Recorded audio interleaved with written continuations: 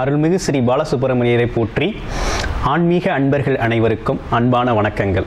இப்போ நம்ம தொடர்ச்சியாக பார்த்தோம்னா நம்ம சேனல் மூலமாக ஜோதிடம் ஆன்மீகம் சார்ந்த தகவல்களை மாதம் நம்ம பார்த்துக்கிட்டு இருக்கோம். அந்த வகையில் பார்த்தோம் அப்படின்னா மாத ராசி பலன் அப்படிங்கிறது ஒவ்வொரு மாதத்துக்கும் நம்ம மாத ராசி பலன் ஒவ்வொரு ராசிக்கும் எப்படி இருக்கும் அப்படிங்கிற வகையில் 12 ராசிகளுக்கும் நம்ம தொடர்ச்சியாக பார்த்துக்கிட்டு இருக்கோம். இந்த மாதத்தை பொறுத்த வகையில் எப்படி இருக்கும் அப்படின்னா பிப்ரவரி மாதத்துக்கு எப்படி இருக்க போகுது அப்படிங்கிறத ஒவ்வொரு ராசிக்கும் எப்படி இருக்குங்கிறத பார்ப்போம். முதல்ல பிப்ரவரி மாதம் எது சம்மந்தப்பட்டு நமக்கு இருக்குது, பிப்ரவரியில் என்ன மாதிரி நிகழ்வுகள் இருக்குது அப்படிங்கிறத நம்ம தொடர்ச்சியாக பார்க்கலாம். கிரக நிலைகள் எப்படி இருக்குது, பிப்ரவரி மாதத்தில் 4 கிரகங்களோட மாற்றங்கள் இருக்குது. அந்த மாற்றங்களுக்கு தகுந்தால் போல பார்த்தோம் அப்படின்னு கேட்டிங்கனாக்க நம்ம ஒவ்வொரு ராசிக்கும் வெவ்வேறு விதமான பலன்கள் ஒவ்வொரு 15 நாளைக்கும் ஒருக்க மாறுபடுது. அந்த மாறுபட்ட பலன்களை நீங்கள் தெரிஞ்சுக்கிறதுனால நீங்கள் உங்களோட பயணத்தில் தொடர்ச்சியாக உங்களோட மாற்றங்களில் தொழில்களில் நீங்கள் செய்ய வேண்டிய வேலைகளில் உங்களோட சிறு சிறு மாறுதல்களை செஞ்சுக்கக்கூடிய வகையில் ரொம்ப பேருதவியாக இந்த ஜோதிடம் இந்த மாத ராசி பலன் அப்படிங்கிறது பேருதவியாக இருக்கும். பொது பலனாக நம்ம தொடர்ச்சியாக மாதம் பார்த்துக்கிட்டு இருக்கோம். அன்பர்கள் நிறைய பார்த்தீங்கன்னா நிறைய ஆதரவு தெரிவிச்சுட்டு வரீங்க நம்ம சேனல் மூலமாக. அது மட்டும் இல்லாமல் நிறைய அன்பர்கள் பார்த்தீங்க அப்படின்னு கேட்டிங்கனாக்க நிறைய ஜாதகங்களை அனுப்பி அவங்களோட ஜியோ சாதகத்தில் எப்படி இருக்குது அப்படிங்கிறத அடிக்கடி கேட்டுக்கிட்டு வர்றீங்க. அது இல்லாமல் தசாபுத்தி பலன்கள் எப்படி இருக்குது, விதி மதி கதி அப்படிங்கிற வகையில் தசாபுத்தி பலன்கள் எப்படி இருக்குது அப்படின்னு அடிக்கடி பார்த்தீங்கன்னா நிறைய ஜாதகங்களை நீங்கள் அனுப்பியிருக்கீங்க. அனைவருக்கும் நமது அடியனின் அன்பான வணக்கங்கள். இப்போ நம்ம ஜோதிடத்துக்குள்ள போகலாம். இப்போ இந்த மாதத்தோட கிரக நிலை எப்படி இருக்குது அப்படின்னு பார்த்தோம் அப்படின்னு கேட்டிங்கன்னா பிப்ரவரி மாதம் அப்படிங்கிறது சோபகிருது வருடம் தை மாதம் 18ஆம் நாள் சஷ்டி திதியில் சித்த யோகத்தில் சுபமுகூர்த்த தினத்தில் சித்திரை நட்சத்திரத்தில் இந்த பிப்ரவரி மாதம் பிறக்குது. இந்த பிப்ரவரி மாதத்தில் இன்னும் வேறொரு சிறப்பு என்னன்னு கேட்டிங்கன்னா வியாழக்கிழமை குருவாரம் அப்படின்னு சொல்லக்கூடிய வியாழக்கிழமைகளில் பார்த்தீங்கன்னா இந்த முதல் நாள் பிப்ரவரியோட முதல் நாள் தொடங்குது. இந்த தொடக்கத்தில் கிரக நிலைகள் எப்படி இருக்குது அப்படின்னு பார்த்தோம் அப்படின்னா மேசத்தில் அதாவது மேச ராசியில் குரு பகவானும் அதே போல் கன்னி ராசியில் பார்த்தோம் அப்படின்னா கேது பகவானும் அது மட்டும் இல்லைங்க அடுத்து தனுசு ராசியில் சுக்கிரன் பகவானும் செவ்வாய் பகவானும் இணைஞ்சே இருக்கிறாங்க. மகர ராசியில் பார்த்தோம் அப்படின்னா சூரியன் புதன் சேர்க்கை, அடுத்து கும்ப ராசியில் சனி பகவான், அடுத்து பார்த்தோம் அப்படின்னா மீன ராசியில் ராகு பகவான். இதுதான் இந்த மாதத்தோட ஆரம்ப கட்ட நிலை கிரக அமைப்பு. இந்த கிரக அமைப்பில் பார்த்தோம் அப்படின்னா பிப்ரவரி 14ஆம் தேதி தை 21ஆம் தேதி பார்த்தோம் அப்படின்னா செவ்வாய் பகவான் உச்சமாகிறார். அதாவது பார்த்தோம் அப்படின்னு கேட்டிங்கன்னா அதாவது பூமிக்காரகன் அப்படின்னு சொல்லக்கூடிய செவ்வாய் பகவான் பார்த்தோம் அப்படின்னா உச்சமாகிறார். அதுவும் எந்த ராசியில் அப்படின்னா மகர ராசியிலே பார்த்தோம் அப்படின்னா உச்சமாகிறார். அது மட்டும் இல்லாமல் இந்த மாதத்தோட 13 அதாவது பிப்ரவரி 13 தை மாசி 1 பிப்ரவரி 13 மாசி 1 அந்த டேட்டில் என்ன நடக்குது அப்படின்னு பார்த்தோம்னா ஒரு கிரக மாறுதல்கள் நடக்குது. எப்படி கிரக பயிற்சிகள் நடக்குது அப்படின்னு பார்த்தோம்னா செவ்வாய் சுக்கிரன் இணைவோட பார்த்தீங்கன்னா மகர ராசியில் உச்சம் பெற்ற செவ்வாயோட சுக்கிரன் சேர்ந்து இருக்கிறார். அடுத்து கும்ப ராசியில் பார்த்தீங்கன்னா சூரியனும் புதனும் இணைஞ்சு காலபுருஷனின் 11ஆவது இடத்துல பார்த்தோம் அப்படின்னா சூரியன் புதன் இணைவோட அங்கே பார்த்தீங்கன்னா 2 பேர் இணையோடு இருக்காங்க. இந்த காலகட்டம் எப்படி இருக்குது அப்படின்னு பார்த்தோம்னா புத ஆதித்ய யோகம் அப்படின்னு சொல்லக்கூடிய வகையில் பார்த்தோம் அப்படின்னா ஆரம்ப காலத்தில் செவ்வாய் அதாவது சூரியன் புதன் சேர்க்கையோட புத ஆதித்ய யோகம் ஏற்பட்டு இருக்குது. ஸோ இந்த காலத்தில் பார்த்தோம் அப்படின்னா பொது பலனாக ஒவ்வொரு ராசிக்கும் எப்படி இருக்கும் அப்படிங்கிறத இப்போ இதுவரையும் நம்ம கிரக நிலைகள் எப்படி இருந்துச்சு அப்படிங்கிறத பார்த்தோம். இதையும் தாண்டி இந்த மாதம் எப்படி இருக்குது பிப்ரவரி மாதம் அப்படின்னா தேய்பிரை முகூர்த்தங்கள் 3 நாட்களும் அடுத்து வளர்பிறை முகூர்த்தங்கள் 5 நாட்களும் இருக்குது. அதோட சிறப்பான ஒரு விஷயம் என்னன்னு கேட்டிங்கன்னா அதாவது பிப்ரவரி 9 தை 26ஆம் தேதி தை அமாவாசை வருது. இந்த தை அமாவாசை அப்படிங்கிற சிறப்பு பார்த்தோம்னா நம்ம ஆன்மீகம் ஜோதிடத்தில் ரொம்ப சிறப்பு வாய்ந்ததாக இந்த தை அமாவாசை அப்படிங்கிறது இருக்கும். அமாவாசைகளே 3 அமாவாசை தான் மிகவும் சிறப்பாக கொண்டாடப்படக்கூடிய ஒரு அமாவாசை. அந்த வகையில் தை அமாவாசை அப்படிங்கிறது நம்ம முன்னோர்களை நினைச்சு வழிபாடு பண்ணுறது குலதெய்வ வழிபாடு செய்வதன் மூலமாக முழுமையான நமது குலதெய்வ அருளையும் பெறக்கூடிய ஒரு மிகப்பெரிய உன்னதமான ஒரு நிகழ்வு தான் பார்த்தீங்கன்னா தை அமாவாசை. தை அமாவாசையில் பார்த்தீங்கன்னா முன்னோர்கள் வழிபடுறது அப்படிங்கிறது மிகப்பெரிய சிறப்பு வாய்ந்த ஒரு நிகழ்வாக நடக்க இருக்குது. அதனால் முன்னோர்களை வழிபட்டு நீங்களும் ஆசீர்வாதத்தை பெற்று அனைத்து செல்வங்களையும் பெற்று இந்த தை மாதத்தை சிறப்பாக கொண்டாடுங்க. அது இல்லாமல் இப்போது நம்ம தொடர்ச்சியாக பொது பலனாக ஒவ்வொரு ராசிக்கும் எப்படி இருக்க போகுதுங்கிறத தொடர்ச்சியாக பார்க்க போகிறோம். கண்டினியூவாக வாங்க பார்ப்போம். விருச்சிக ராசி அன்பர்களுக்கு எப்படி இருக்க போகுது அப்படிங்கிறத நம்ம பார்க்குறோம். பிப்ரவரி மாதத்தோட பொது பலனாக நம்ம ஒவ்வொரு ராசிக்கும் பார்த்துக்கிட்டு வரோம். அந்த வகையில் விருச்சிக ராசிக்கு எப்படி இருக்குது அப்படிங்கிறத நம்ம பார்க்க போகிறோம். விருச்சிகம் அப்படின்னு எடுத்துக்கிட்டாமலே விசாகம், அனுசம், கேட்டை அப்படின்ற 3 நட்சத்திரம் ஆதிக்கம் கொண்ட ராசி தான் நம்ம விருச்சிக நட்சத்திரம். விருச்சிக நட்சத்திரத்தோட அதிபதி செவ்வாய் பகவான். செவ்வாய் பகவான் அப்படின்னு எடுத்துக்கிட்டாமலே அவர் ஒரு பூமிக்காரகன், கணவர்காரகன்.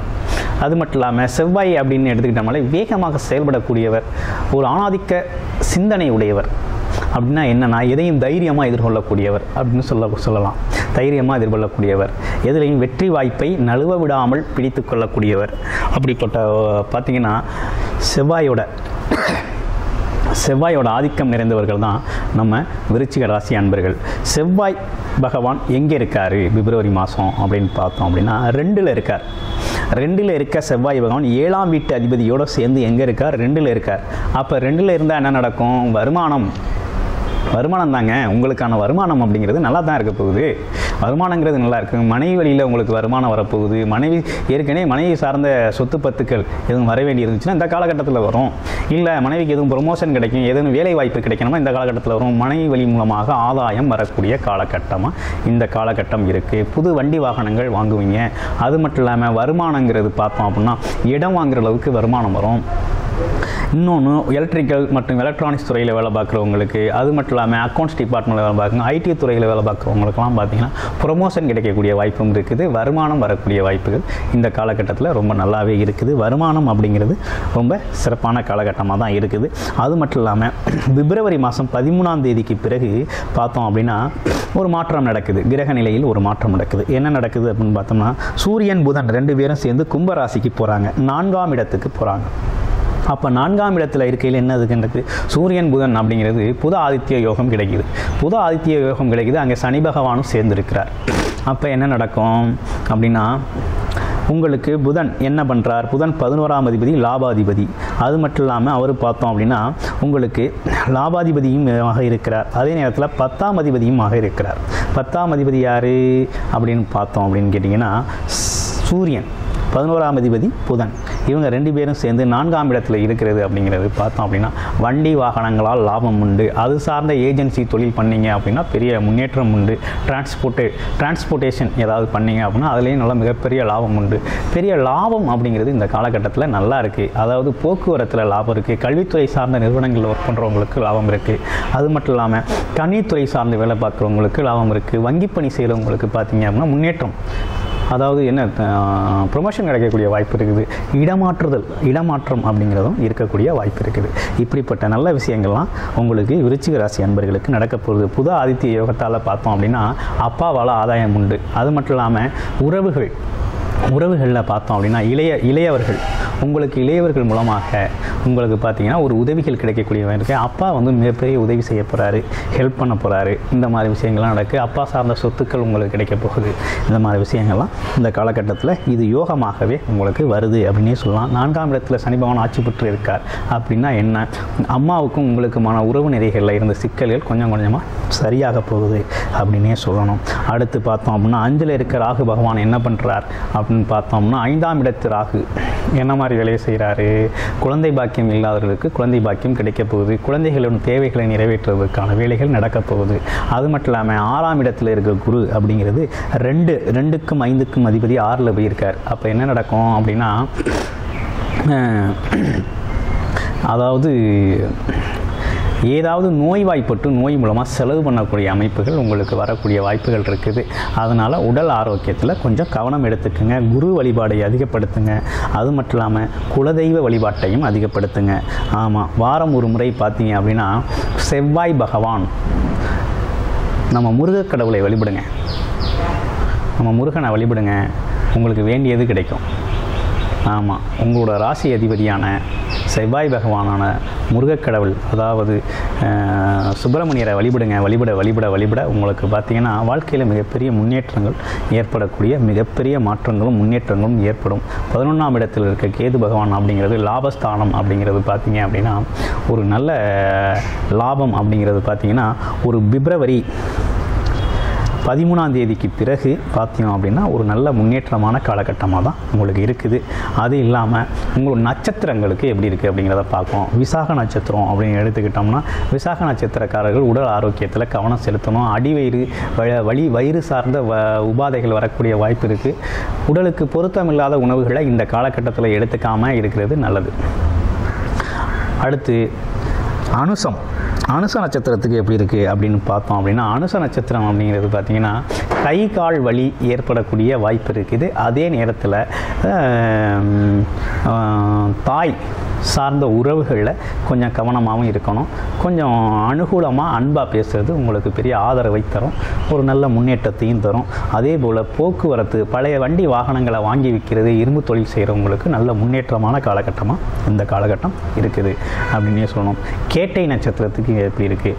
கேட்டை நட்சத்திரம் அப்படின்னு எடுத்துக்கிட்டோம் அப்படின்னா, சூரியன் புதன் ஆதிக்கம் கொண்டு இருக்கிறதுனால புத்திசாலித்தனமாக ஜெயிக்கக்கூடிய காலகட்டம் இந்த காலகட்டம் இருக்குது. அரசு பணி சார்ந்து முயற்சி செஞ்சிருந்தால் கண்டிப்பாக கிடைக்கும். கமிஷன் தொழில்கள் சார்ந்து முயற்சி செஞ்சிருந்தாலும் அதில் மிகப்பெரிய லாபம் உண்டு அப்படின்னே சொல்லணும்.